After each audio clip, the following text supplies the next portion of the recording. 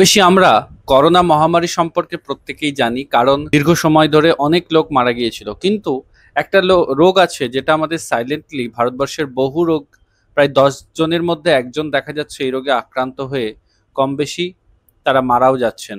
এই যে রোগটা, এই রোগটার নাম হচ্ছে ক্রনিক কিডনি ডিজিজ। এখন ক্রনিক কিডনি ডিজিজ জিনিসটা কি? সিকেডি বা ক্রনিক কিডনি ডিজিজে আমাদের যে কিডনি, তার মূল কাজ কি? আমাদের কিডনির মূল কাজ হচ্ছে যে ব্লাড, যেটা তার যে ওয়েস্ট প্রোডাক্ট, সেই জিনিসটাকে সে ফিল্ট্রেট করে।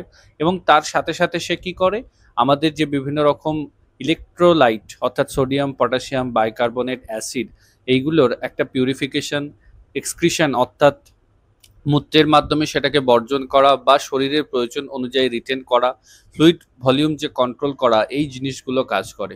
এখন সিকেডি পেশেন্টদের ক্ষেত্রে কিডনির এই যে পিউরিফিকেশন ফাংশন, সেটা আস্তে আস্তে কি করতে থাকে, দীর্ঘ সময় ধরে কমতে থাকে এবং একটা সময় পর কিডনি আর রক্ত পরিশুদ্ধ করতে পারে না। এই যে জিনিসটা, এটাকেই আমরা বলি যে সিকেডি।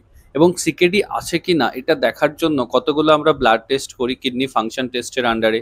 ক্রিয়েটিনিন দেখতে হয়, জিএফআর দেখতে হয়, অ্যালবুমিনের সিচুয়েশন কি, সেই জিনিসগুলো দেখতে হয়।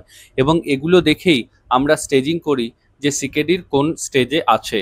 এবং এন্ড স্টেজ, যেটা স্টেজ 5-এ যদি চলে যায়, সেক্ষেত্রে সেটা কিন্তু ইরিভার্সেবল একটা স্টেজে চলে গেল এবং সেখান থেকে আর ফিরে আসার চান্স নেই। কিডনি একদমই ড্যামেজ হয়ে যায়।